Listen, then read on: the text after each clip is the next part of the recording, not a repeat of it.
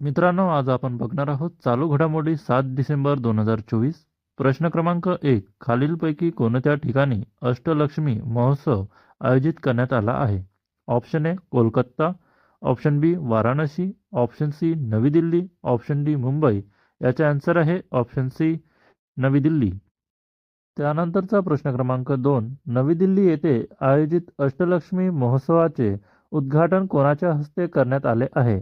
Option A Rahul Gandhi, option B Narendra Modi, option C Droupadi Murmu, option D Jagdeep Dhankhar. याचा answer आहे option B Narendra Modi.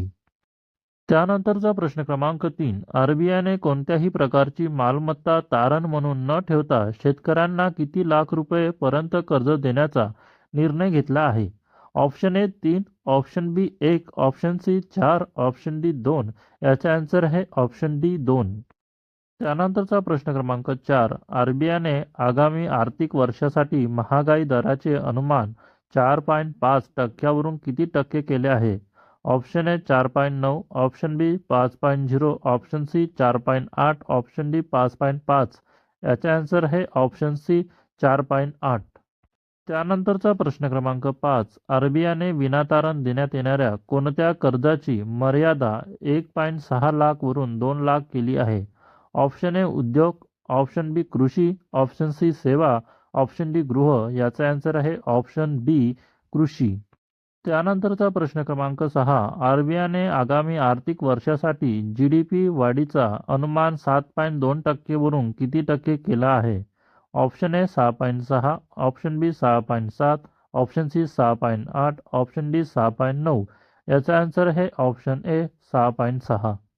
त्यानंतरचा प्रश्न क्रमांक 7. ऑक्टोबर 2024 मध्ये आरबीआयने जगातील अन्य केंद्रीय बँकेच्या तुलनेत सर्वाधिक किती टन सोने खरेदी केली आहे? Option A 22, option B 23, option C 24, option D 27. याचा आन्सर आहे ऑप्शन डी 27.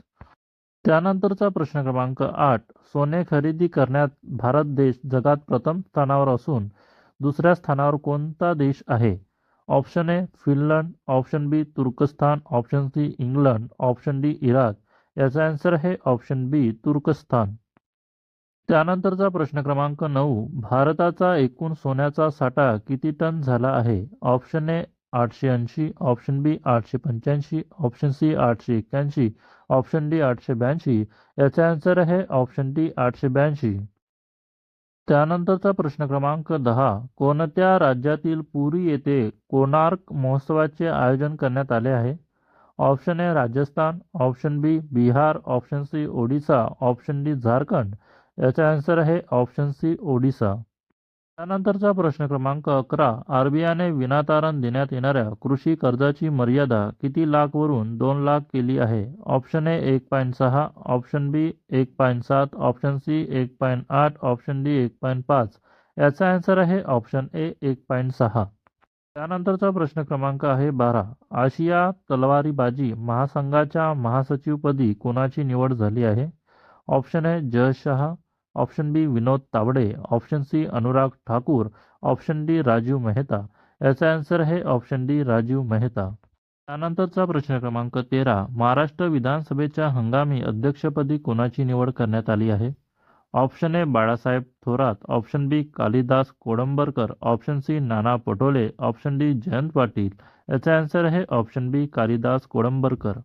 त्यानंतरचा प्रश्न क्रमांक 14. कालिदास कोडंबरकर यांची महाराष्ट्र विधानसभेच्या हंगामी अध्यक्षपदी निवड झाली असून ते मतदारसंघाचे प्रतिनिधित्व करतात.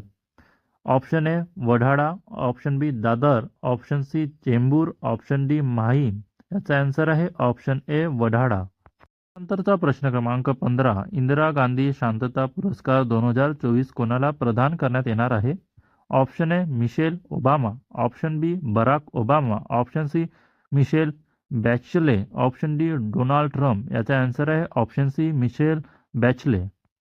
त्यानंतरचा प्रश्न क्रमांक 16. कोणत्या देशाच्या माजी अध्यक्ष मिशेल बॅचले यांना 2024च्या इंदिरा गांधी शांतता पुरस्कार प्रदान करण्यात येणार आहे? Option A Chile, option B चीन, option C America, option D France.